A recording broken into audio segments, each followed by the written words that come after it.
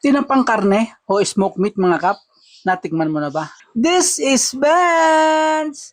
At ngayong araw mga kap, ay naisipan ko nga na magluto ng kiniing. Kasi laging dumadaan sa FYP ko, yung nagte-trending na smoked meat or yung kiniing. Alam nyo ba mga kap na napakamahal nito sa market? At hindi naman natin kayang bilhin yung ganong kamahal. Kaya magluluto na lang tayo mga kap. Masarap itong ihalo sa mga ginisang gulay. Hiwa ka lang ng mga 3 piraso at pwede mo nang ihalo sa iyong mga ginisa. At ang ginisa mo, magkakaroon na ng kakaibang sarap. At kung gusto mo ring mapanood kung paano natin ito ginawa, samahan mo ako. Tara, magluto tayo. Siyempre, kailangan natin 1 kilong baboy. Lalamasin natin ang asin, bechin, paminta na pinagsama-sama mga kap. Kapag nalamas na lahat ng asin, ilalagay natin sa isang maliit na lagayan.